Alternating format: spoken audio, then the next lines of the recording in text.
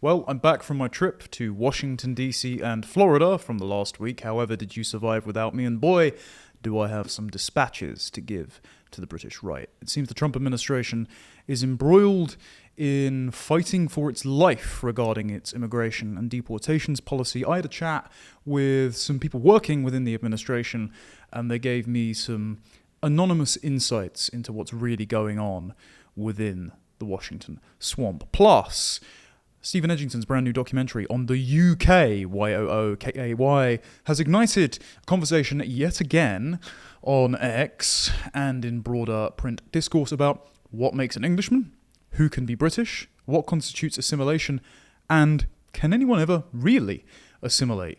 And even I drew some criticism during the course of this. So I'm going to gauge with all that in good faith. And Reform, speaking of the online right, seemed to be chasing incentives by moving from signalling its leftward drift in recent months to now turning Nigel Farage into Britain's Bukele. Well, we can only hope.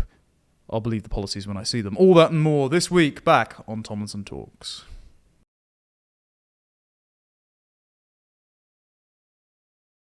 So I spent last week in Washington, D.C.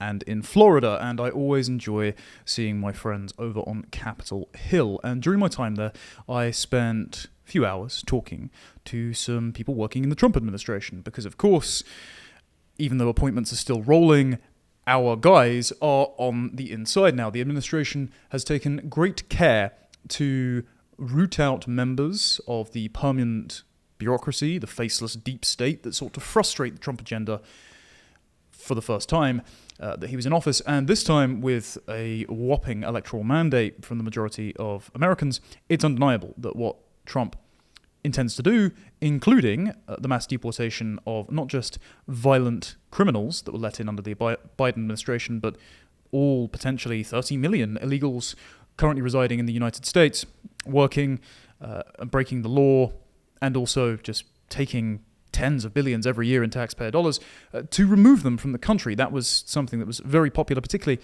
among Gen Z voters when polled. And so it is alarming to hear that there are cuckoos in the nest, according to some people who are very on board with President Trump's agenda, but have found themselves running into walls by lobbyists who are pushing for amnesty and seeking to find loopholes or even outright block mass deportations.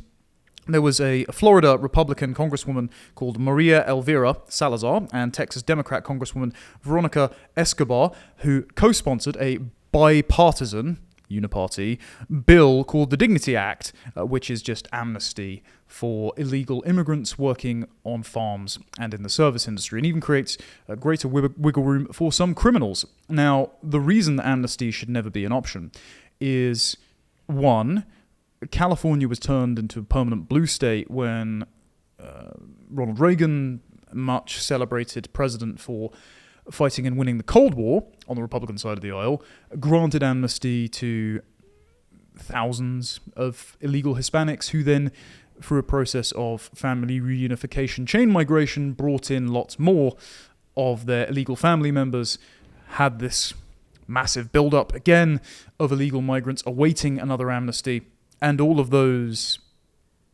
formerly illegal migrants who brought in more illegal migrants are going to vote along ethno-nepotistic lines, because that's in their self-interest, for permissive asylum systems promised by largely Democrat candidates who pander to sectarian ethnopolitics rather than discuss issues of the day like economics and tax policy.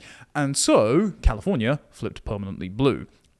Another reason they can't do this is because this is now the countrywide strategy by the Democrat Party to ethnically gerrymander the American electorate, stack certain states like California after the last census in America miscounted, stack that with extra electoral college seats because that's allocated according to state population, not necessarily legally registered voters, and to redistribute this share of illegal migrant electoral clients to purple, even red states. They want to try and make Florida and Texas blue states too, especially Arizona's electorate has been endangered in recent years. It's why, setting aside the fact they haven't picked very good candidates, they can't get it locked down, despite Arizona being on the front lines of the illegal migration crisis under the Biden administration, when at least 10 to 11 million people entered the country by breaking into the southern border, usually with the sponsorship of state-funded and foreign-funded NGOs facilitating their travel from all over the world. Now, the Trump administration, at least Trump himself and his closest allies, are not intending on an amnesty plan. They are not intending on supporting this Dignity Act. They do not want to give any quarter to squishiness on immigration. This is why Trump has shared a series of posts, including by Oren McIntyre, who is the podcaster's podcaster in many respects. Lots of Capitol Hill staff listen to him, saying there can be no asylum and amnesty plan because you ran on the promise of mass deportations. And this is why a Trump administration official came out and listened to pressure from the base and said there will be no amnesty. Now, that is their intention, but I happen to have been relayed by reliable sources on Capitol Hill that, especially in the Department of Agriculture and some people in the Treasury, they are pushing for an amnesty bill. This was why Trump floated it a little while ago, saying there are great people who might be undocumented in our service industry, in our farming industry, that maybe we can make some leeway for. They're concerned about this impact on the American economy. And especially going into the midterms, what an economic downturn that will be blamed on Trump's tariff and immigration policies will mean for the very slim majority they have in the House. Now, bear in mind, Trump's big, beautiful bill, the majority of which is a single-line spending item, was dedicated to expanding the capacity of ICE, expanding the deportation effort. You can hear Stephen Miller salivating about the prospect of rounding up every Home Depot employee in the background. All of this was just got over the line by a very slim majority because 3 Democrats were so old they died in office in the last year. If that had not been the case, if the Democrats were savvier, not so ideologically committed and morally corrupt as to have replaced their older congresspeople like Dianne Feinstein before they were literal corpses being shuffled round Congress with their staff voting on their behalf, see also Joe Biden, then they might have actually thwarted Trump's big, beautiful bill from going through the House, and on the name alone, it would have been a seismic defeat for the Trump administration. Not that a lot of the concessions made to get it over the line or attacks on Thomas Massie and Rand Paul were all that ennobling either. It's a shame, for example, that Planned Parenthood has only been defunded for 1 year rather than the Plan 10, and lots of the other abortion providers and abortion access items were not defunded. All of these sorts of concessions had to be made because the margin of victory was so slim, and so the Trump administration are really worried that they won't increase that margin of victory if there is an economic effect from deporting illegal farm workers. However, there's a few items on this. First of all, we know that even on these farms where cheap labor is being utilized, there are horrific abuses being committed. You see the recent ICE raid on the California weed farm, you know, that crucial backbone of the American economy. There were children working there. Now, Gavin Newsom didn't want to address this. He was mainly too busy blaming ICE for being racist and draconian and fascist and whatever buzzword flows from his Patrick Bateman-esque face. Nobody wanted to address the question, why were there children working at a weed farm? Nope, okay. That's because during the Biden administration, as whistleblowers to the post-millennial and the like came out and said, thousands of children, unaccompanied minors who had crossed the border or minors who had crossed without their parents, were taken and they were put on flights on their own, flown to random areas of the country, disappeared into the system, never to be seen again. So they're either being trafficked, used as illegal migrant labor, or the absolute worst imaginable is happening to them, which I need not say aloud. And so it is very important to ensure that there is absolutely no profit motive for anyone to cross the southern border.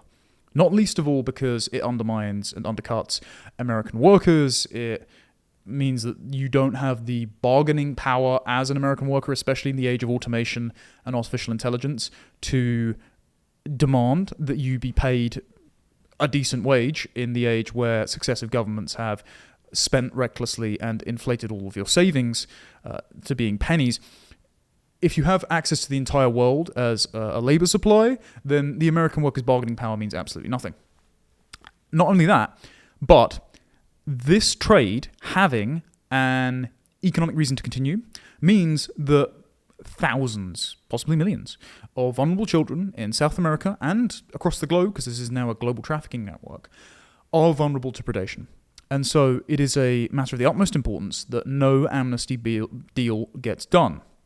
The other side to this is legal migration. Now, I touch down in Washington Dulles. I usually fly into Boston, enjoy the nostalgia of Boston Logan, feeling like I'm in a 1960s movie.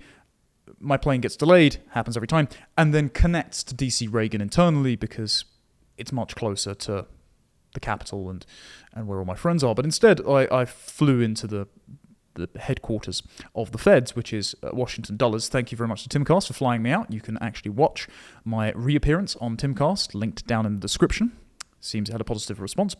But I landed in Dulles and spent 2 hours in central Mogadishu. I mean, the passport control line. I thought I was in a refugee camp. What the hell are you guys doing? As I understand it, and again, this is coming from discussions I had with people that work in the administration, there are at least 12 countries on Trump's revived immigration red list, and those are Afghanistan, Chad, Republic of Congo, Equatorial Guinea, Eritrea, Myanmar, Haiti, Iran, Libya, Somalia, Sudan, and Yemen. Think of all the doctors and lawyers you're losing out on. Plus, there's a further 7 countries, Burundi, Cuba, Laos, Sierra Leone, Togo, Turkmenistan, and Venezuela, who have partial restrictions with selective exemptions for certain people coming on certain visas.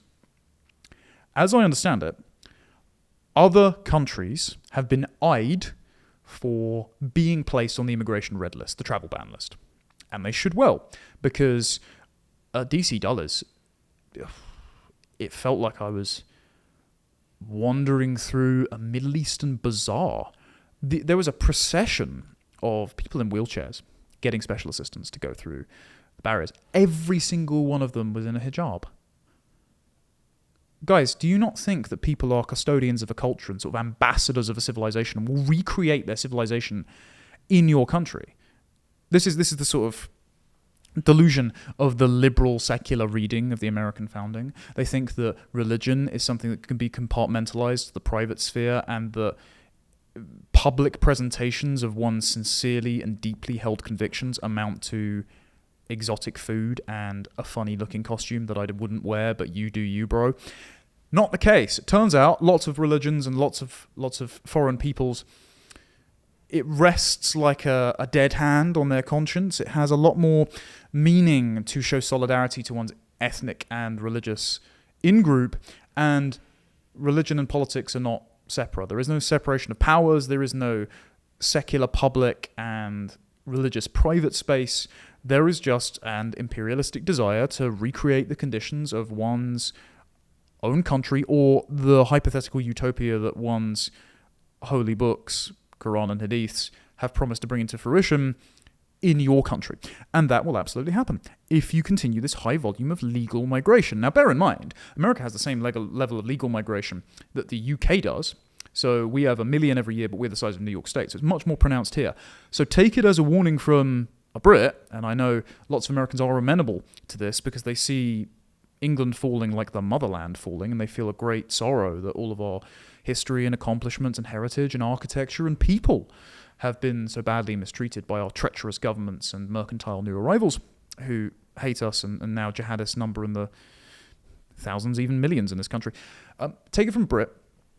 Do not make the same mistakes that we have had to make, because we're not sure how to dig ourselves out of this hole, and we're trying to copy you. So, stop importing them. Very bad idea. Instead, and this is something that Wade Stotts has just done an excellent video essay on that I recommend everyone check out. You should just be watching Wade's content. He's sort of master of that particular art. If you're going to have a pledge of allegiance as a prerequisite to citizenship in a propositional nation, why don't you enforce the pledge? Now, I disagree that America is a propositional nation. It thinks of itself as a propositional nation, but that's only because all of the truths that were held to be self-evident by the Founding Fathers were self-evident because they were Christian Englishmen. And there was also Ben Franklin. But even he thought the Germans were a bit too dark in order to integrate. Like, there were actual serious concerns about the volume of German migration in the 18th and 19th century. And then, of course, there was the Chinese Exclusion Act in the 19th century. And then the preference for Western Europeans, which, Ellis Island was even a bit shaky. because there were Italians, Jews, Irish that showed up, and that wasn't a seamless transition. I mean, we got the mob movies out of it, but violent crime and poverty wasn't so great at the time. And even then, that was only about 15% of the population being first-generation foreign-born. I mean, that's really creeping up past that now in America, and they're from much more culturally distant lands, thanks to the 1965 Hart-Celler Act and the Anti-Defamation League and John F. Kennedy's myth that you are a nation of immigrants, rather than, as Samuel Huntington has observed, you're a nation of Puritan English settlers with a bit of Scotch-Irish and, some Catholicism thrown in. Don't persecute us too hard, guys, when the Christian nationalism Reich rises, I suppose. Point being, if you want to be a propositional nation, and at least pretend that you are, if you want to disconnect the Constitution and the Bill of Rights from the ethno-religious underpinnings that act as givens upon which it rests, it's not a smart idea. Actually, Joseph de Maistre has 4 rules of constitutional government that I'll reference. If you want to read a little bit more about this, I would recommend Orrin McIntyre's book, The Total State, but he writes, the fundamentals of political constitutions exist before all written laws. So the identification of a we, the people, before writing what they believe is the fundamental pre-political question.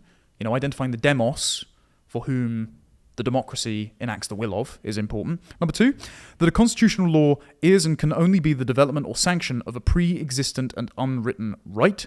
Again, they're the pre-political sentiments of the men that are writing them that are then codified as law because they are self-evident to the people writing it, and if you change the people, then they're no longer self-evident. 3, that the most essential, the most intrinsically constitutional, and the really fundamental is not written, and even should not be if the state is not to be imperiled. So often, like in Britain, unwritten constitutions, which exists in the hearts and minds of the homogenous people for whom these things are self-evident, are better than written constitutions, because written constitutions kind of allow yourself to delude yourself into thinking that literally anyone from anywhere is exactly identical on a blank slate, and if you just bring them to America and they say the pledge, they are sufficiently signed up to it to be custodians of your civilization, rather than, just them putting their hands on a not Bible, walking out the door, and then electing themselves the Islamist mayor of Somalia, or Minneapolis, rather, and New York.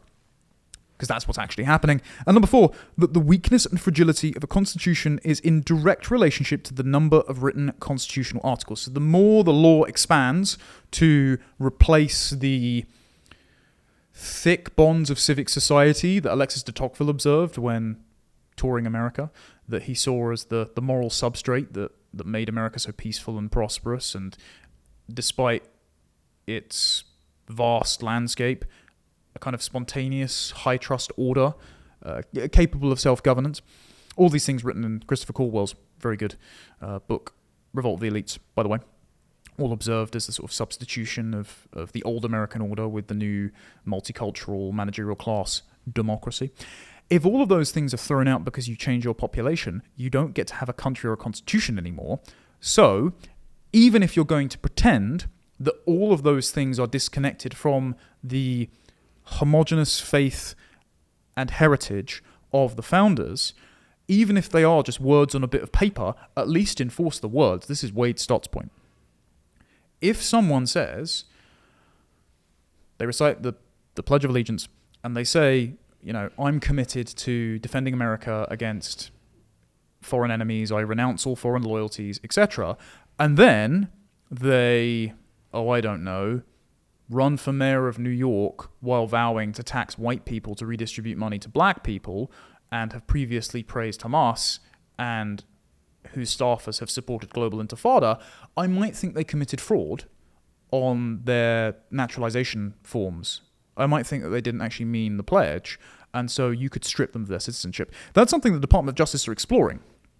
So this is a positive development from the Trump administration. So this was the memorandum that was released on the 11th of June 2025, and under the 5 priorities of the Department of Justice, they include combating discriminatory practices and policies, so enforcing civil rights laws. I'd rather you threw them out, because the Civil Rights Act is a kind of parallel constitution of positive rights layered on the negative constitution of negative rights. Two contrasting visions of liberalism here, even though they have the same fundamentally faulty anthropology, which is an unresolved contradiction. But we'll park that to one side and leave that to Patrick Deneen for today.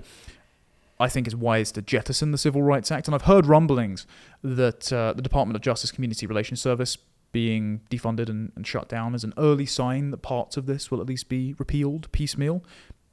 Getting rid of it all might be something for after the midterms, just suggesting. Number 2, ending anti-Semitism. Again, whether or not you think this should be a priority of the government, it should not shock you because Trump's immediate family members are Jewish. He has supported efforts to fight anti-Semitism for a very long time. There's a famous clip of him talking about Ilhan Omar, the Right Honourable Member from Mogadishu, Congresswoman from Mogadishu, rather, who he just said, hates Jews. She is a bit obsessed with it, almost as much as her brother. So this is a priority for the Department of Justice.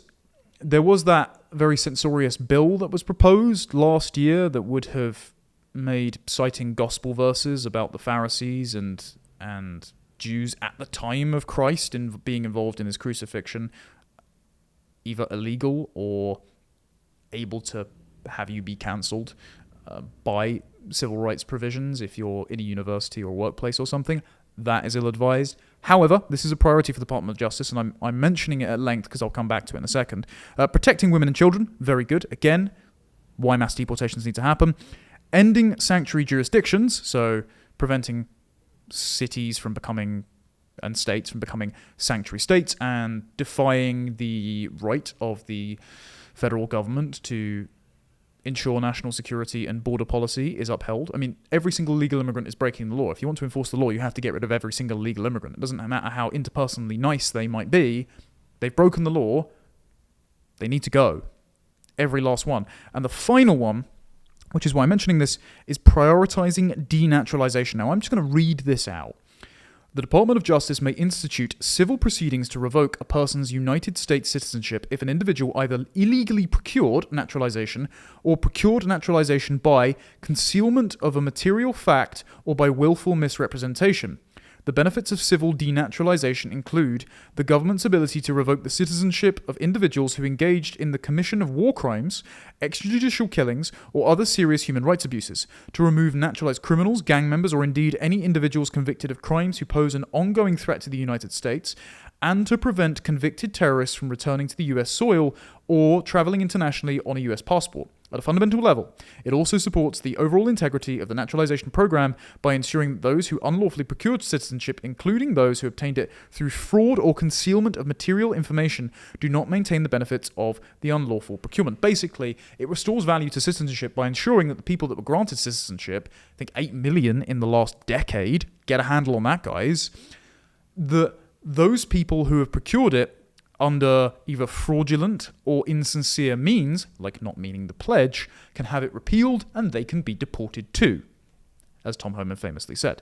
Now, the reason I link the combating anti-Semitism one to this is because they're in the same memorandum.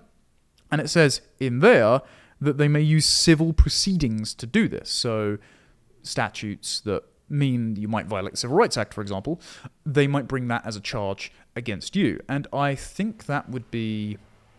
I mean, it may be the necessary legal mechanism because the Trump administration are tangled up in the sort of bramble thicket of decades of malign legislation that judicial activists from the bench and prior presidents via executive orders and Congress have instantiated into law, and they're just sort of trying to do their best with what they've inherited.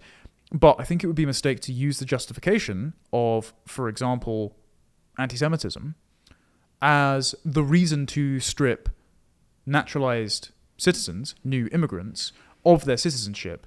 Instead, you should be self-confident enough to say they're enemies of the United States, especially if you're going to, again, pretend to be a propositional nation. If you disagree with the proposition, for example, if you're a communist, if you're a socialist, if you're an Islamist, things that Zoran Mandami is, then you shouldn't be here. You are working to undermine and dismantle the United States. As many of the people in these pro-Palestinian marches have said. This is why they kicked out that one student before who said he's committed to dismantling the West. I'm paraphrasing, but I'm probably not far off. So if this is the case, you should be doing that. You should be muscular enough about your national identity, your history, your proposition, and you should be linking that to the religious and historical underpinnings which justify it, by the way. It's sort of healthier to understand who you are in order to assert why it should be defended. You should be doing that rather than appealing to the rubric of who is the most marginalized in society, who's picking on them, we should outcast them. Again, I'm not saying anti-Semitism is a good thing. I've got Jewish friends, I don't want to see them mistreated. I work in politics. Shock, it happens. However, I'm saying it's not the motivator for defending your civilization. It's insufficient to call to arms, philosophically and democratically speaking, although the Second Amendment does allow you to do that in America, so, there you go. But to act as a rallying cry for all of the American patriots concerned about their country going down the drain. One final thing on that. It's all well and good stripping people of naturalized status. It's all well and good closing the borders to new immigrants and deporting illegals already there. However, you do have a pretty significant problem, and that is second-generation or third-generation immigrants who still lobby for divisive anti-white ethnopolitics and who call other countries their home. For example, the new Minneapolis mayoral representative, and this is Omar Fateh, who, along with other Somalians he is relying on as a voting constituency, calls Somalia his home. He was born in America. What do? It's like, okay, assimilation hasn't worked. Now what? It's an existential question that America has to examine and look at themselves.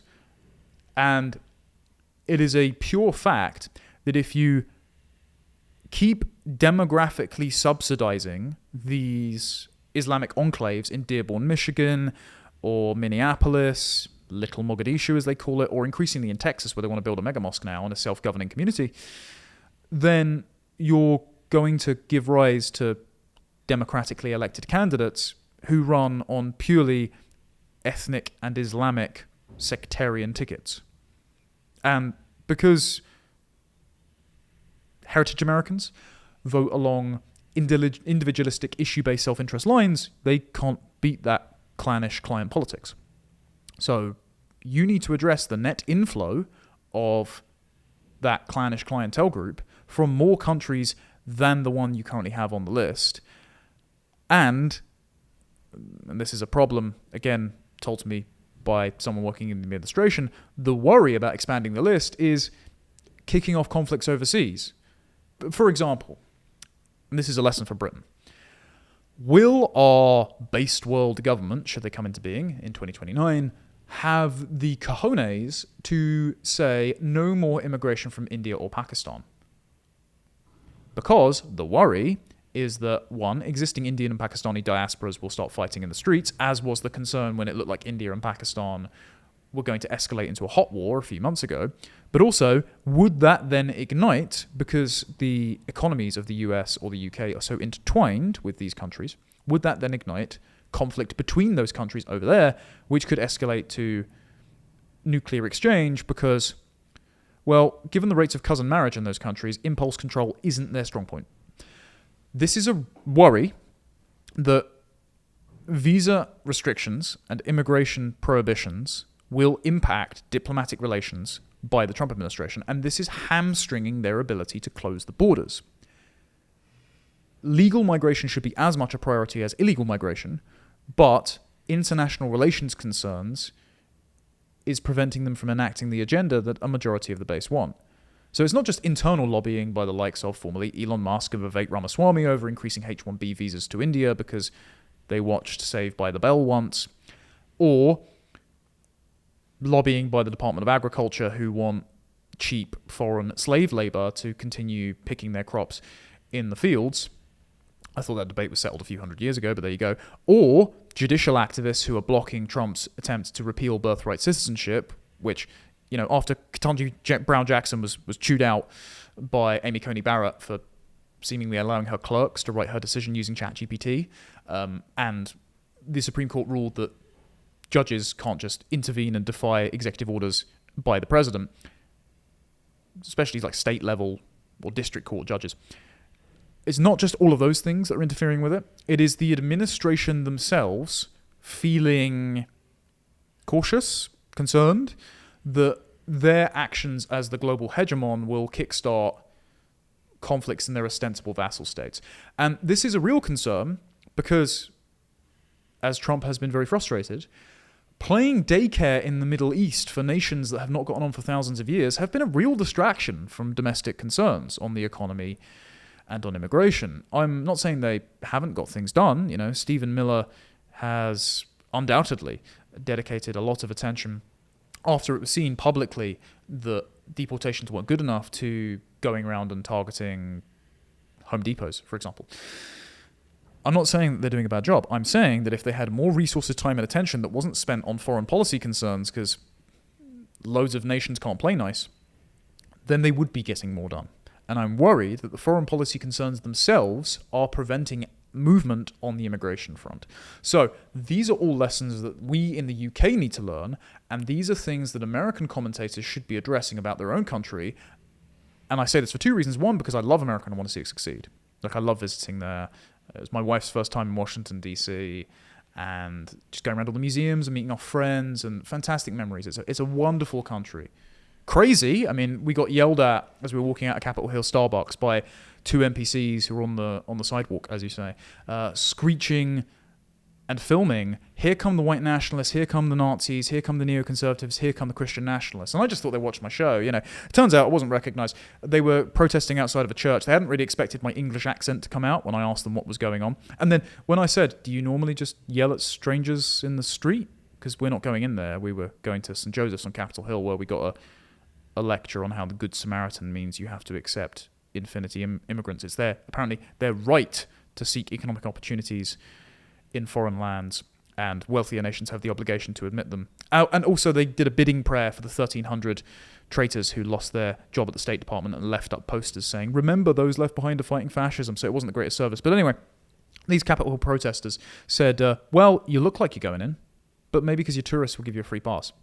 And then a transsexual walking his, I guess, dog passed, asked us what had gone on, and said, "Welcome to American democracy. It's a full contact sport." So, good line.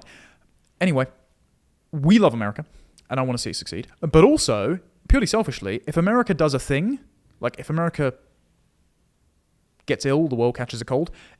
If America is the shining city on a hill, as John Winthrop once said, and the leading example that mass deportations are not just a vote winner but possible, then that means that we can do it too.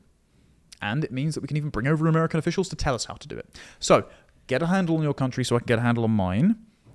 And I look forward to next visiting when I don't have to go through a passport line that feels like I'm in central Islamabad. Thank you very much. Now, speaking of things that the UK right can learn from the US, Reform UK have been positioning themselves as the centre ground in the last few months. Nigel Farage has taken, I think, a deserved amount of criticism for his New Statesman interview, where he said, and I will quote to you, that he is to the left of the country on immigration. He predicted that Robert Jenrick will almost certainly end up to the right of him on migration by the next election. Quote, "I suspect he'll probably want to go further. That's just my instinct for someone who wants to make noise." And he thinks that he is to, quote, "the left of the country on the issue. I haven't fought the change itself, provided it comes with integration." It hasn't, Nigel. Now what? No answer. He said that things have really shifted in the country at large as he seems to moderate his image. The country, it seems, is radicalising, and so is the Conservative Party. So, having declared to Channel 4 that he's no longer a populist, it looked for a minute there that Nigel Farage was positioning himself as an unpopulist, because by saying that, you're not surfing the wave, as Gwaine Towler once said, used the analogy to describe Nigel Farage's impeccable political timing. I would say that instead he is occupying vacant space in the Overton window that has already been cleared by people who are either more courageous or careless, who act as minesweepers on certain issues to give the public permission to voice their views, what many of them already have. Not only is he not doing that, not only is he not surfing the wave, but rather crashing out and eating sea foam, not very Lindy of you, Nigel. Instead, he is actively setting himself and his face against what the public already want, and voluntarily seeming to say, "I don't want your votes, I have a moral position on this, and at the expense of gaining power, I will continue to condemn your desire for lower levels of legal migration. This came off the bat of him speaking to the UK's very own reverse Jim Cramer, Fraser Nelson. Find me a more incorrect man in Britain and I will give you a medal. I would almost bet my mortgage on someone having, literally anyone having, a better prediction record than Fraser Nelson.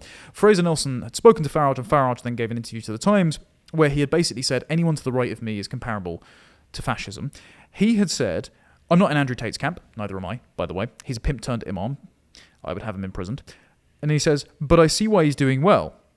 He said, if you don't give young men a voice, you wait till what comes after me. Those who try to demonize me could be in for a terrible shock once I'm gone. That's why we say we believe that we have the last chance to restore confidence in the democratic system to change things. So there's some resentment that's been built up by the perception that Farage is drawing up the drawbridge for anyone to the right of him and constantly signalling his desire to be accepted by a hostile media class who builds these boogeymen like the infamous Tommy Robinson, for example, to use to contaminate right-wing movements with guilt by association. So they say, isn't reform like Tommy Robinson? And so reform spends all its time denouncing racism as is defined by people who don't want them to ever win an election anyway, and denouncing Tommy Robinson rather than dedicating their attention to concrete policy, addressing the issues that voters already care about, winning elections, and then reforming the country as promised.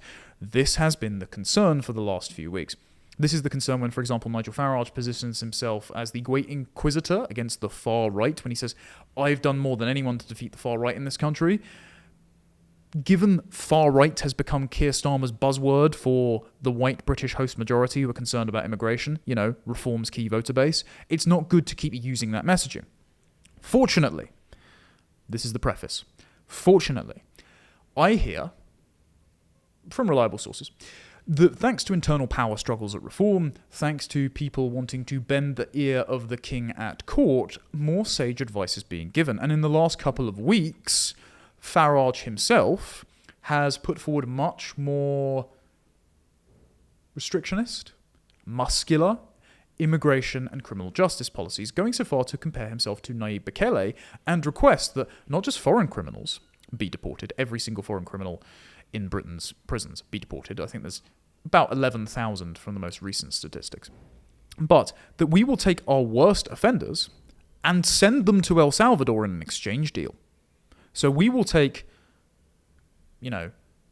chronic drill rap gang murderers and send them to share bunks with MS-13, half naked and shivering in an El Salvadorian prison. Fantastic.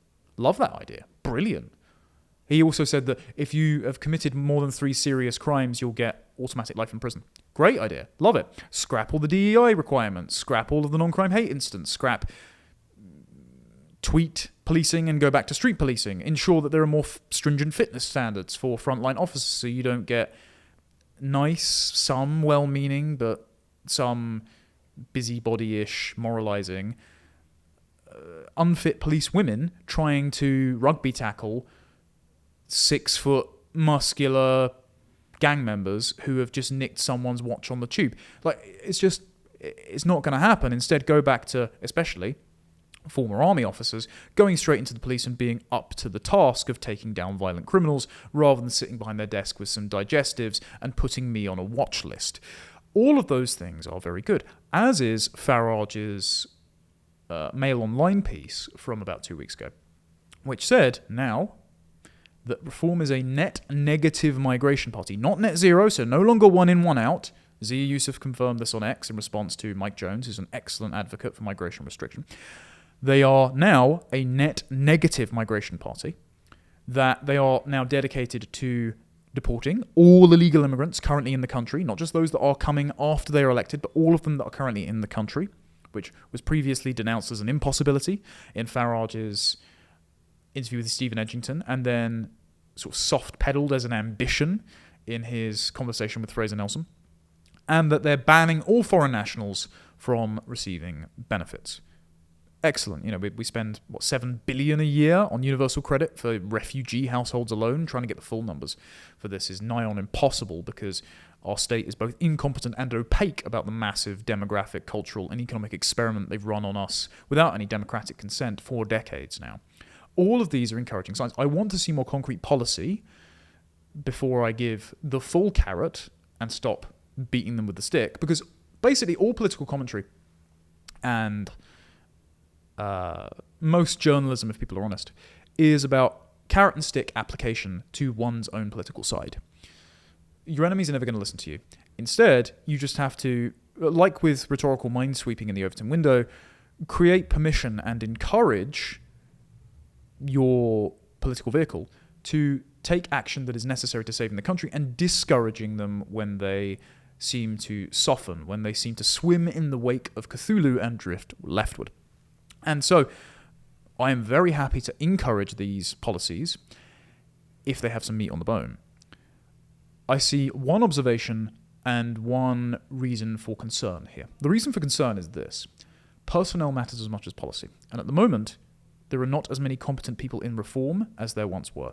James Murdoch is now an independent MP. He has voluntarily resigned from reform, but the rumours are that he's been exiled because someone leaked something mendacious about a former business he used to run to the press because they didn't like him very much.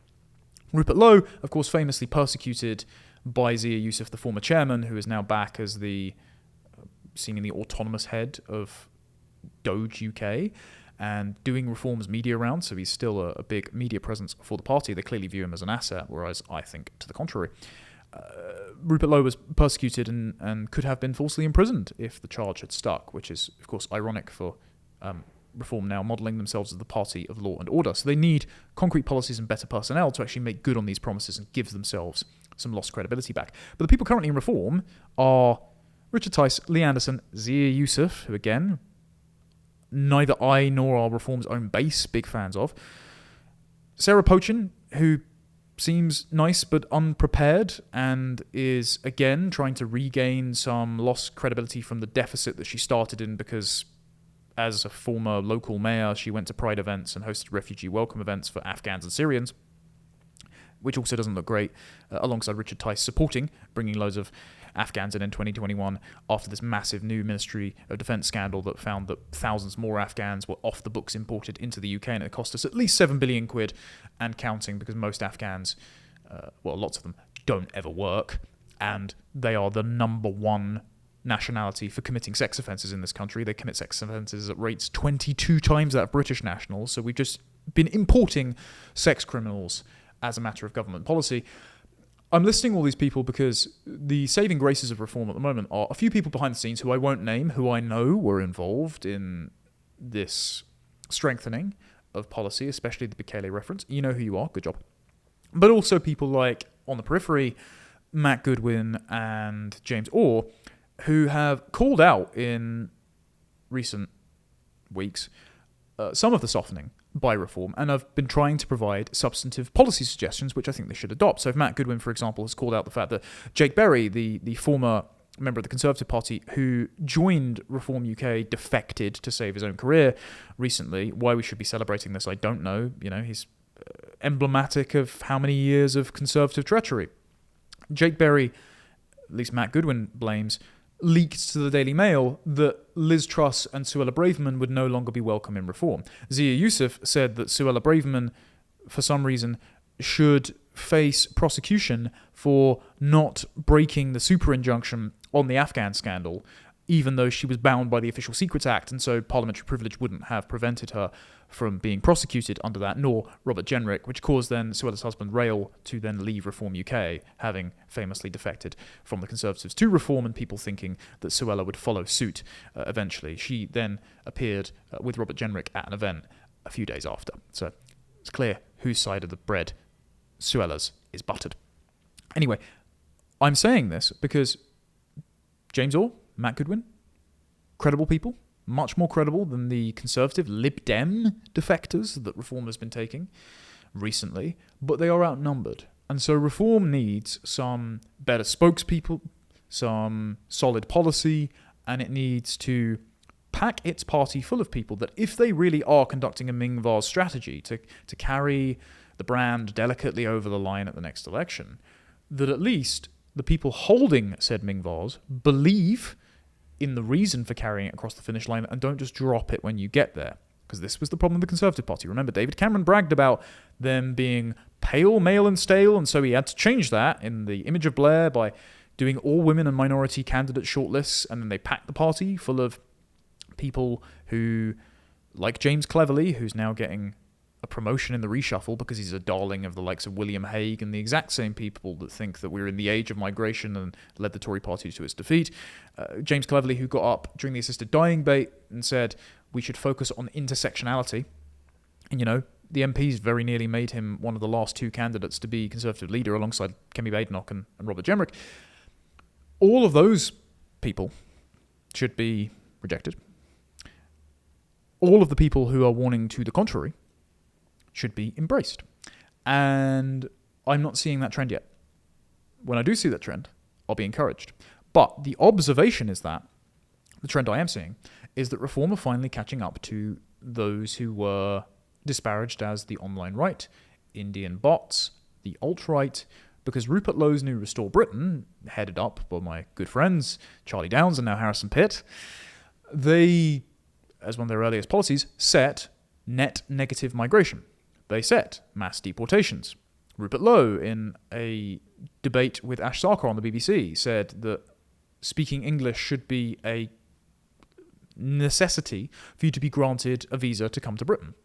This is now Labour government policy. So the online right are actually dictating discourse in this country, and Reform UK were very resistant. Even Matt Goodwin, for a time, thought that some promising young people were going down rabbit holes by following the online right, or at least acting as some of its spokespeople, as I have been accused before, as has Harrison, as has Charlie.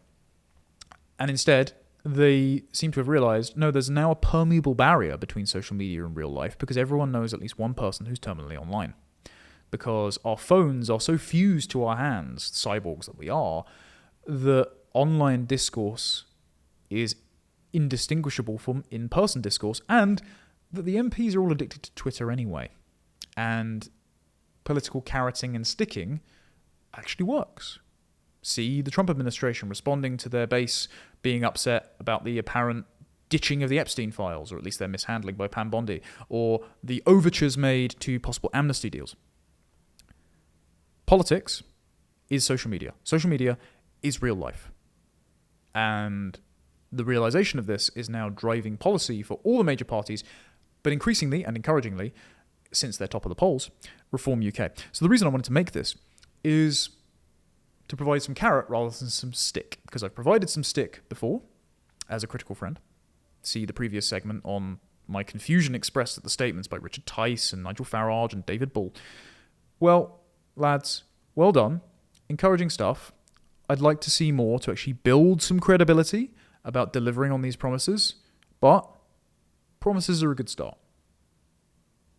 Now from UK to UK, Yookay, Steven Edginton of GB News has released a new documentary on the UK, and this can only be described as the emerging incoherent aesthetics of multicultural Britain, with its monocultural ethnic and religious enclaves dotted around its major towns and cities, combined with a tragedy of the commons approach to public infrastructure, playing random TikToks loudly in different languages on air, defacing everywhere with graffiti as the kind of call signs of the left behind and the forgotten, and the bandit clans of balaclava-clad, drill rap listening youths who skip public transport fares, commit petty crimes to fund their lavish Canada Goose lifestyles, and every interaction with whom is undergirded by the ever-present threat that a confrontation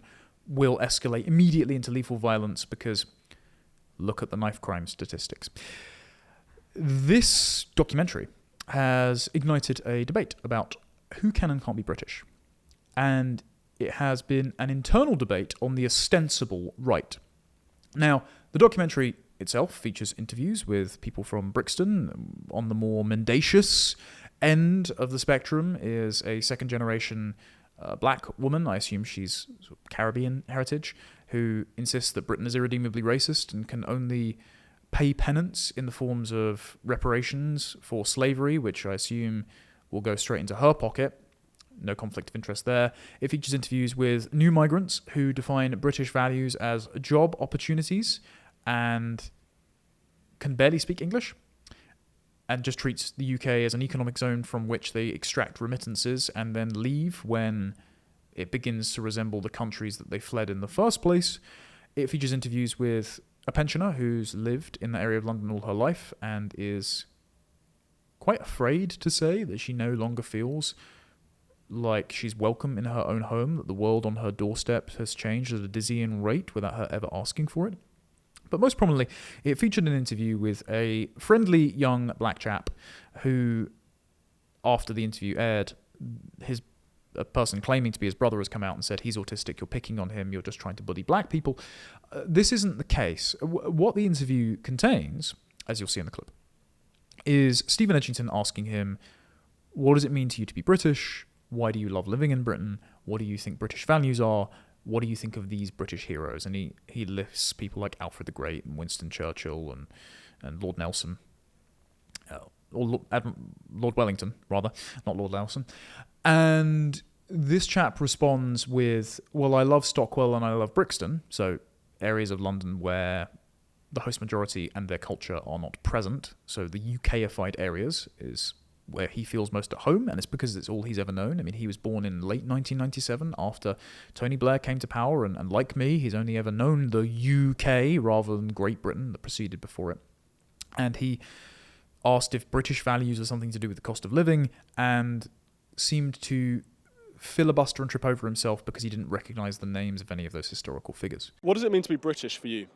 So obviously, like me, me being British, yeah, it's all good and yeah, because obviously, like I was born here, born in this country, in 1997, the 20th of November, 1997, and to me, yeah, it's South London. South London is my home innit, and obviously Stockwell, that I grew up going to, that it's my home as well innit. Stockwell, Clapham, Brixton as well is my home as well. But what about Britain? What Britain? Yeah, Britain's my home innit. You like it? Yeah. Since 27 years on this earth, yeah, it's been amazing, yeah, and obviously the things have changed for good. I'm going to name some British legends from history, and I want you to respond. What do you think of them? Alfred the Great, Winston Churchill, Lord Nelson, the Duke of Wellington. What do you think of these people? Well, what I will say about these people is, you know, they're just doing what they got to do, you know. What do you think are British values? British values. It's a tricky one still. It's a tricky one, innit? British values, yeah. Is it something to do with cost of living or something? And people have been saying, well, how well do British children know their own history thanks to the curriculum now? He seems very nice, I'd buy him a pint, stop bullying him. And that's all fair. He does seem like a nice guy. However, being nice should not be conflated with being British. Just because we revere our own culture and our heritage and our history and our country does not mean that all of our identity is synonymous with all things great and good, and therefore, if you are a good person, you are automatically that identity. No more than saying, I know an Indian doctor, therefore every Indian can become a doctor, is a formulation that makes any sense, even though that is the attitude of lots of people running our immigration policy. Never mind. So it's just a category error. It's not a moral judgment on this man to say that he is not ethnically of these isles. He's not an Anglo-Saxon, a Celt, a Jute, a Briton. He's not English, Welsh, Scottish, or Irish. And it's also not a moral judgment to say that if he is not aware of British history, if he does not have any particular reverence for the country beyond the UKified multicultural areas he has only ever known, his British identity is quite thin. It's not meaningful compared to what it could be. However, this ignited two debates. The first debate it ignited was between the likes of Harrison Pitt and Rakib Hassan. Rakib's work I've interacted with and respect. Harrison is a good friend. And this ignited accusations that the ethno-nationalist very online right were bullying black people yet again, and that this is characteristic of a growing racist movement which should be ostracized by all respectable people. Harrison is not characteristic of that, so I don't think that's fair, and it's a shame that these two men came to blows.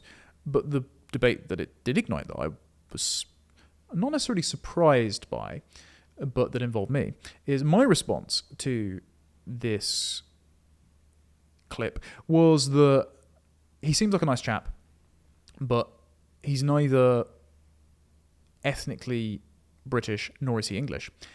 And he is symptomatic of the deracination of the British population on the whole, because they can't name their historical figures. They can't formulate what their identity is. They can't ground it in anything.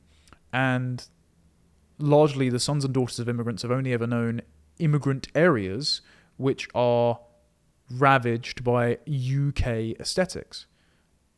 And in another time, in another life, if he was living among the host majority population, if it was basically only him, if he was encouraged to abide by our standards, to wear a suit, to get better educated, to meet a nice girl and to settle down, then maybe over time his descendants could be indistinguishable from the host majority indigenous population. And this received quite a lot of criticism.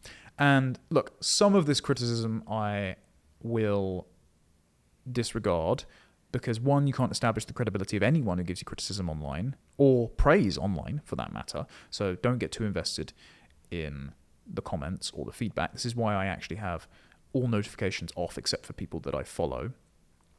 But some of the criticism as well I will disregard because it was the typical "you are Jewish" stuff, which, one, I think is amplified by bots to discredit actual right-wing movements, because it tars immigration restriction and a defense of one's country and identity with sort of odious things like Holocaust denial, which, hey, if you wanted a straw man to beat up on because you were a member of the civic nationalist status quo, you couldn't want a better boogeyman to attack, right?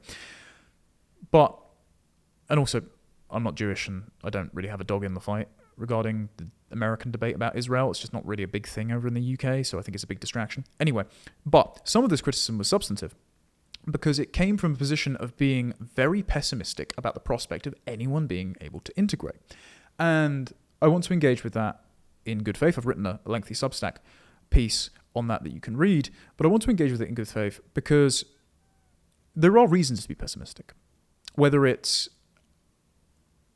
first generation, second generation immigrants who spend their entire political lives lobbying for holding the door open to people that they consider co-ethnics or members of the immigrant class with whom they have solidarity, including Kemi Badenoch in her maiden speech, who said, as a first generation immigrant, I want to lift the caps on study and work visas.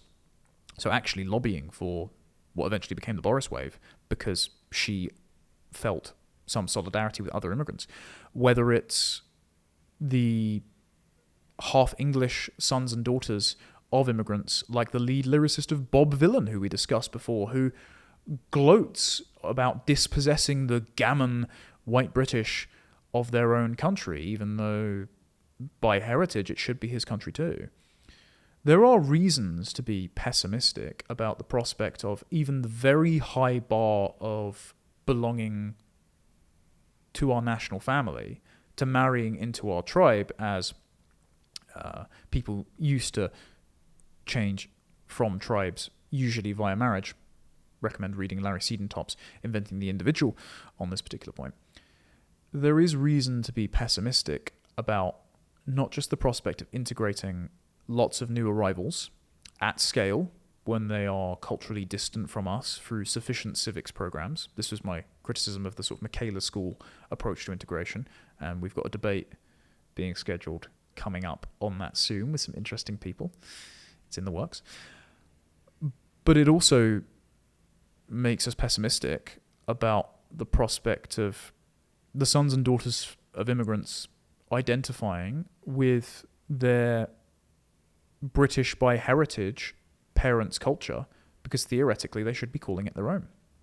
And we might have reason to be less pessimistic if our country weren't in the thrall of a liberal ideology called woke, but is basically anti-white race communism with some window dressing, which promotes all other cultures but our own, which tells us, in Eric Kaufman's terms, that we are the host of the World Fair, but we don't get a booth for our own history and heritage, which grants special privileges in law via unilateral hate crime and offensive speech legislation applied to the host majority population to ensure they're forced to have a positive opinion of the ethnic enclaves brought into their midst, who live at their expense, who despise them, who they never asked to live alongside, who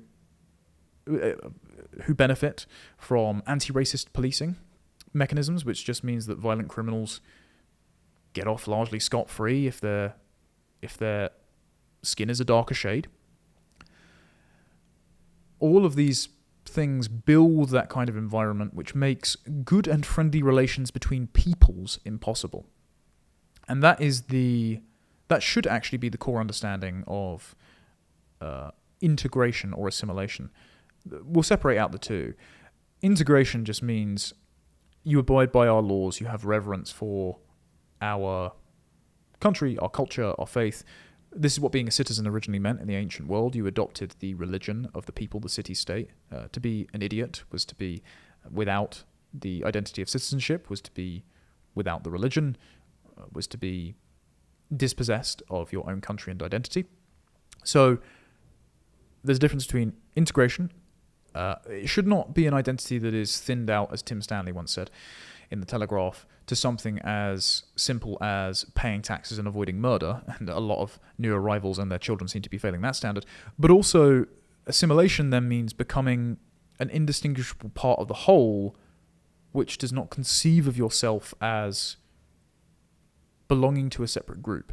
So the Huguenots, for example, of which Nigel Farage is one, are not lobbying for greater Huguenot representation in media, in sports, in politics, etc. There are very few immigrant groups who have been capable of doing that over time, and that is in an island which has had upwards of 90% continuity between its ethnic groups since 927 to 1927. It's concerning that this pessimism about the prospect of integration actually working, well, it's not hypothetical. It's here. Now, what I will say, perhaps to end on, is that I don't think we should allow this pessimism to turn into contempt for people on an individual basis. I don't think that we should be disparaging or denigrating this nice, friendly chap because he has become essentially a nowhere person in David Goodhart's formulation, the somewheres and anywheres. He's become a nowhere person through no fault of his own. He doesn't identify really strongly with one history or another, either his parents or the actual history of this country. And so I don't think we should allow our pessimism about integration and our frustration about being dispossessed of our own country by a treacherous elite and much more hostile and mercantile foreign nationals who know what they're doing and are exploiting us anyway. I don't think we should allow that to disparage men like this. And I would also put this proposition forward. Part of the backlash was centered around the fact that I had even said he could marry an English girl and belong to our tribe. Not himself become English, but have a good and friendly relation with the people of this nation.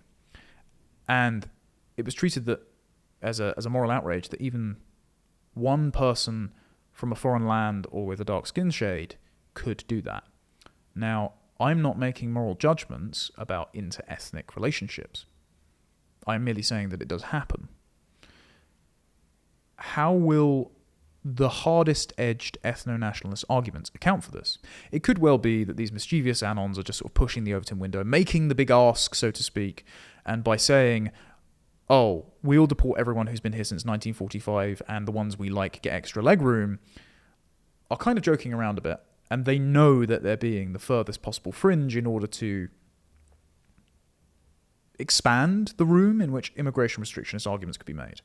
But one, I disagree with that position. I think it's needlessly cruel and unusual. I think that we can actually make sensible exceptions for people that we like, and lots of people do know people of different ethnic background or national origin that they like, and so they're not going to go along with that kind of politics in a democratic system, and so you have a hard ceiling on how far that gets. But two, and this is a limited desire, it's only ever about 10% of the population in the UK, I think it's about 15 to 20% in the US, but you do have people who are attracted to people of other ethnicities. You have people that are already married in that fashion.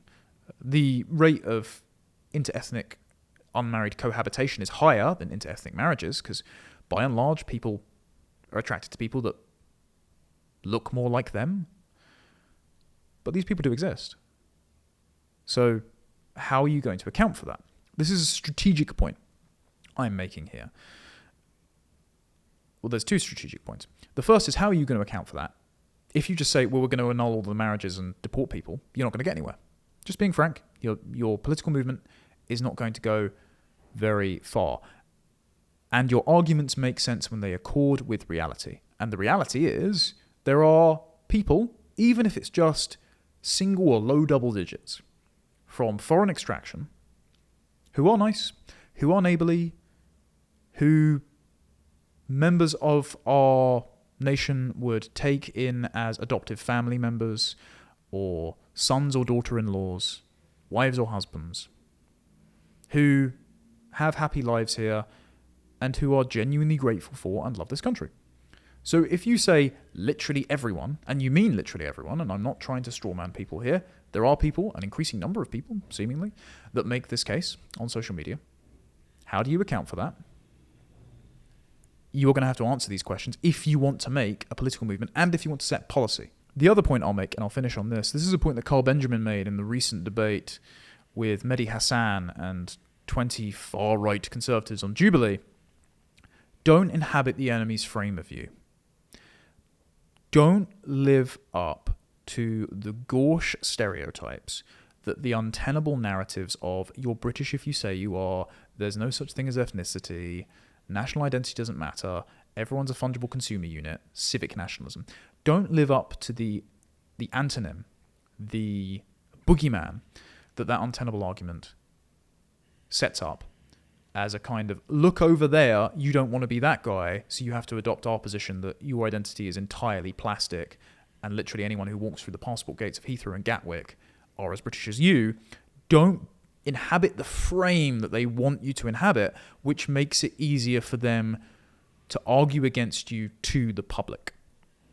Because if, and we love our mischievous anons, but if you are perceived as the volume of immigration restrictionist positions, then it makes it a lot harder for those of us who are advancing entirely sensible policies, are voicing the reasonable objections of the majority of the population to mass immigration and multiculturalism, and are putting our faces to that.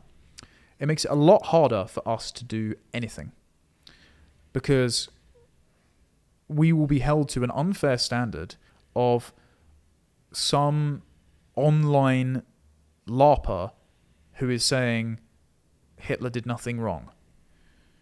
Don't clip that. This is just a point made by anyone who wants to get something done in politics. Don't play into the hands of the enemy. Now, I'm saying this with the premise that I'm addressing at least someone out there who is having fun online and who is exaggerating their position. There are no doubt among the Pakistani bots that are amplifying this stuff, there are no doubt and the state actors, by the way, that are running containment operations, there are no doubt people who have been taken in by World War II revisionism and who are thinking that you have to be an Italian fascist or 20th century German pagan race socialist in order to save your country. Guys, you don't. Those guys didn't even save their countries. They were defeated. They were exhausted by contradictions present in their own philosophy. They ran out of money. For many reasons, they lost. And we don't have to adopt a foreign, much hated ideology in order to do sensible, reasonable, necessary, moral things about immigration and to assert our own identity and the fact that it exists. And so this is it's not intending to be a moralizing lecture, just a bit of advice, a bit of dialogue. I suggest that you don't become the boogeyman that those who want to destroy your country want you to be. On that note, thank you very much for watching. I'll be back next week with Tomlinson Talks. Till then, take care and goodbye.